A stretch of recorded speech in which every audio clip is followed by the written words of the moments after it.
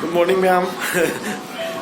Hꯧꯖꯤꯛꯁꯦ lockdown ꯍꯧꯔꯝꯅꯤꯅ ꯑꯃꯨꯛ ꯌꯨꯝꯗ ꯑꯗꯨꯝ ꯂꯩꯔꯦ ꯑꯩꯈꯣꯏ ꯇꯥ ꯁꯣꯝꯗ ꯑꯩꯅ ꯚꯤꯗꯤꯑꯣ ꯑꯃ ꯊꯥꯒꯠꯈꯤꯕꯅꯦ ꯃꯥꯗꯣ ꯀꯟꯅ ꯌꯦꯡꯉꯤ ꯑꯩ ꯀꯣꯏ ꯂꯣꯏ ꯀꯣꯛꯊꯣꯛꯈ꯭ꯔꯦ ꯁꯤꯠ ꯅꯥꯟꯅ ꯑꯩꯈꯣꯏ ꯔꯤꯀꯥꯔꯗꯣꯅ ꯌꯦꯔꯨꯝ ꯃꯥꯜꯂꯦ ꯀꯣꯏꯁꯦ ꯁꯨꯃꯥꯏꯅ ꯁꯤꯠ ꯅꯥꯟꯅ ꯀꯣꯛꯇꯕꯁꯤ ꯀꯨꯏꯔꯕꯅꯦꯕ ꯑꯗꯣ ꯍꯟꯗꯛꯇꯤ ꯀꯣꯏꯁꯦ ꯀꯣꯛꯊꯣꯛꯈ꯭ꯔꯦ ꯁꯨꯃꯥꯏꯅ ꯑꯩꯈꯣꯏ ꯔꯤꯀꯥꯔꯗꯣꯒ ꯁꯪꯒꯤꯇꯥꯒ ꯁꯣꯝꯗ ꯏꯕꯥꯅꯤꯅ ꯑꯩ ꯌꯥꯎꯗ꯭ꯔꯦ ꯉꯁꯤꯗꯤ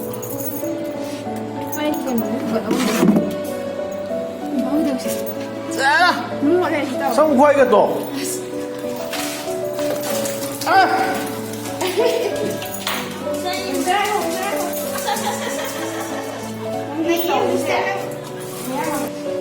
Thanda matala chocha chola. Oh kanji thanda matala chocha chola. What's up? Cha sẽ hình đi 1 year suốt rồi mình cha sẽ.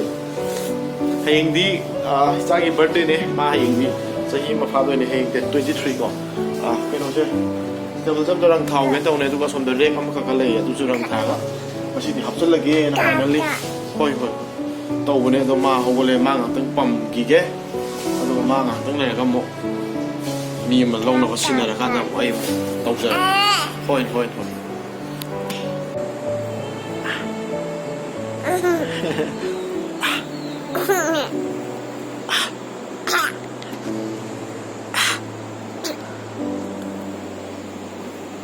Jaga babaga jeng kasi di same way fruit color sih kok, hamsa, bayi ni fruit color sih same way kok.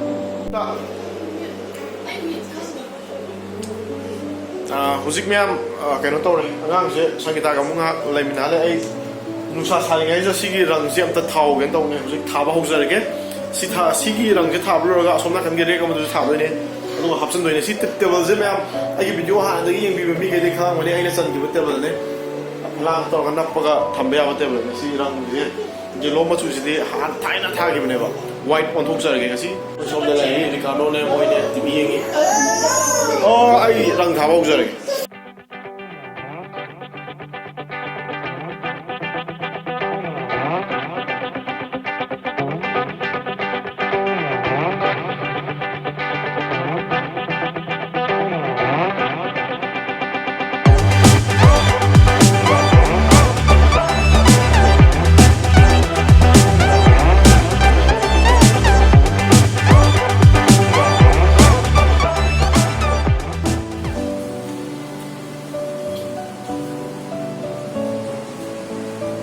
Ricardo na mamana sa tak presong changel lum le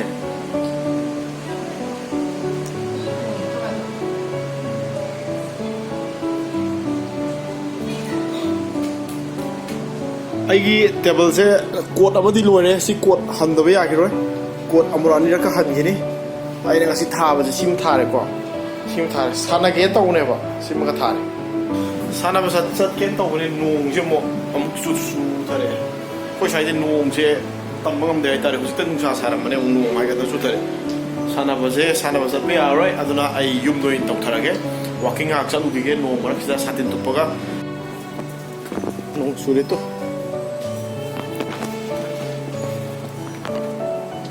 नोम तंगा सते आरो तो नुसा सारा मने तइसो तंबगम दे साइ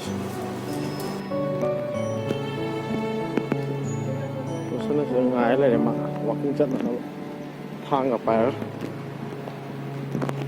ăn cùng đấy xong đó sát thay cái gì nông lập cái sôi cho nó căng đủ ha cái nào cắt nó mà nó tao muốn fit tới lại gì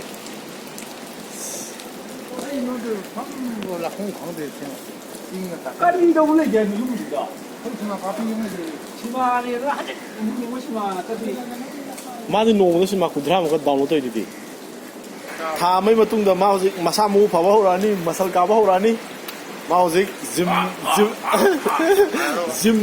zoom đâu không đâu đấy gì không sao không tại số cái này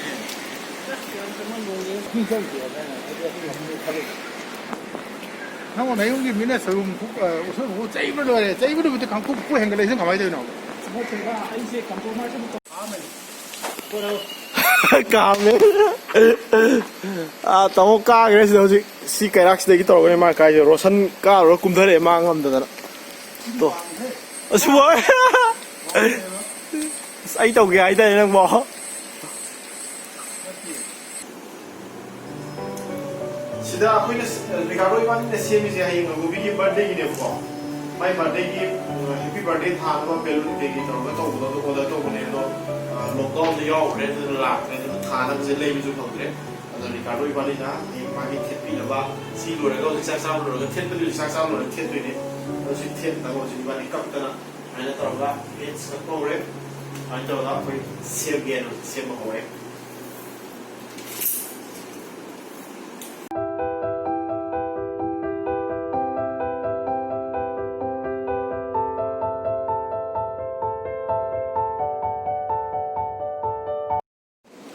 Good morning, ma'am. Ngang video do lotion ge thaw lotion ma ngam ho tre ngang se ma gi pochai lang thok lang sin taw sin do sin taw matam de tang thak ta ga si cha gi birthday ni happy birthday cha cha happy birthday cha hi ma sure ma si de ma ngang sem ba do ai ma gi si le mani ki lo ku da ma le ko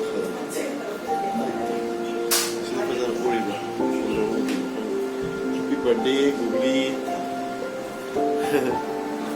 My pochai nei ba chan ge taw no se pochai nei ba ma khata ja ge mama na lai de khore re mo da pero ma de se ja ki si chang ma nai do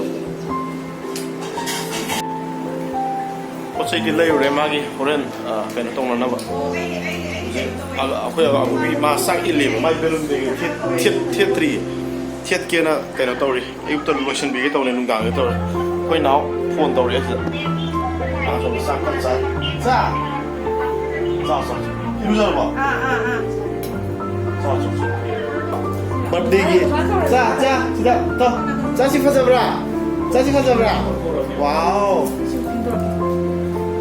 chị đây akhoi có gì birthday cake post à đấy happy birthday Rochelle happy birthday Gugli.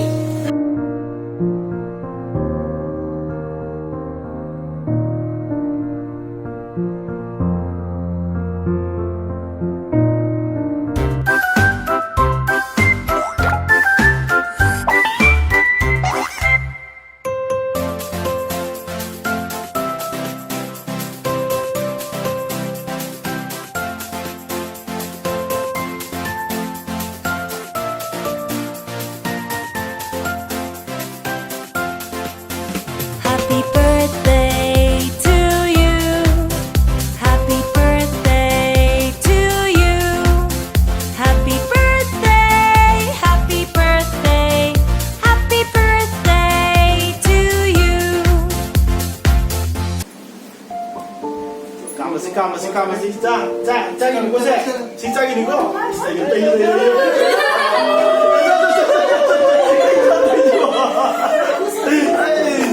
jatuh,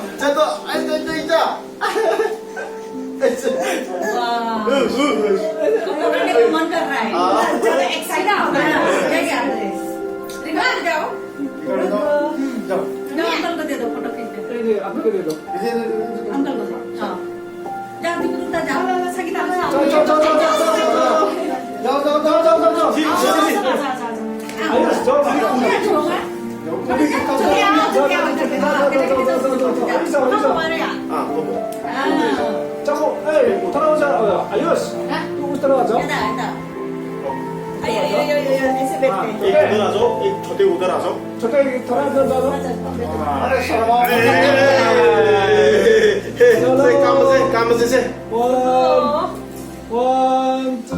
Happy birthday to you.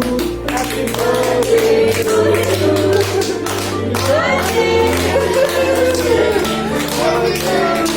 you.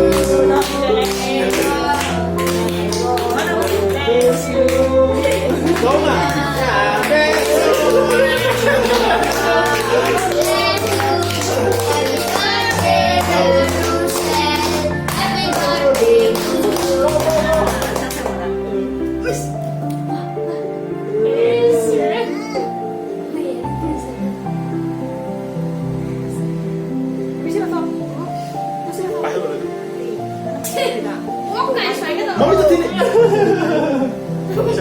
Za buat okey, buat.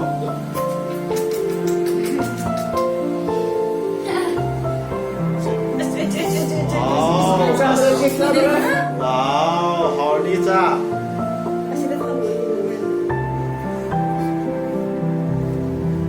Hey, Za.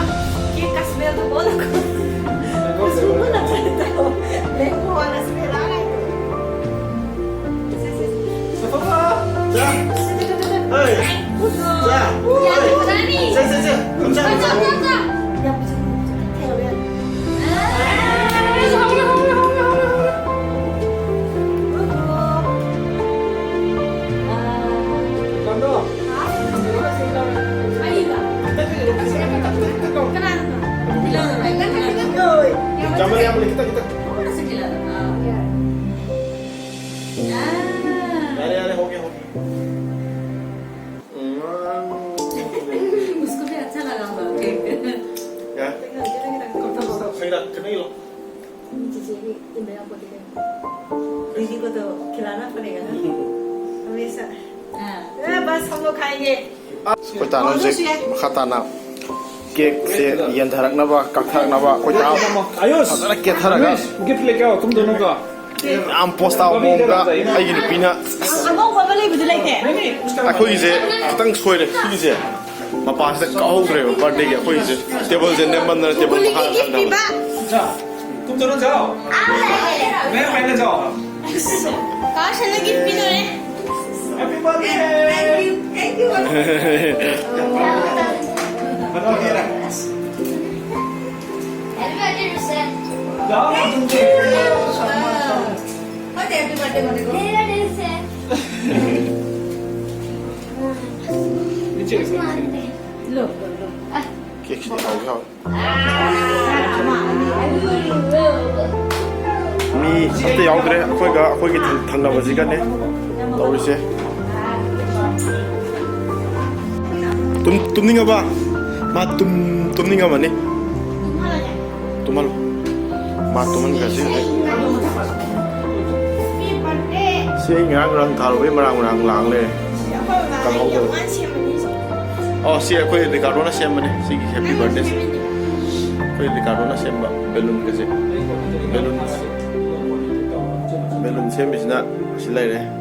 Mau miam sih balloon kamba sih nak Ayus, sih nak Anbis. Kau tangga sih di miam dah haiba. Kau gi Maitai gi traditional dress haiba tu set leko. Sih di. Manipuri traditional dress पहनो करके बहुत बोलता है ना तो आज Manipuri traditional dress पहना हुआ है अनेक है भी है सब है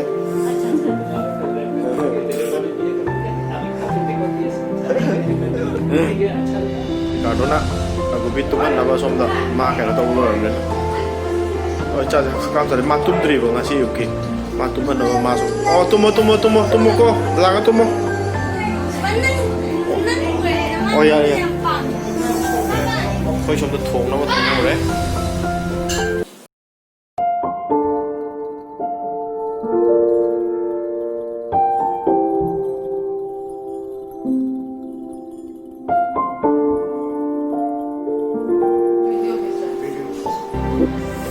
差不多。差不多先，佢打沙嘅，佢啱行沙啦。沙不多，嗰時birthday咯咧。Em sao mà thằng con lôi lôi đấy sao sao lôi muốn đây này ya sao tôi đi cả đôi xin lên mẹ em nói chuyện gì cái gì điểm tăng bye bye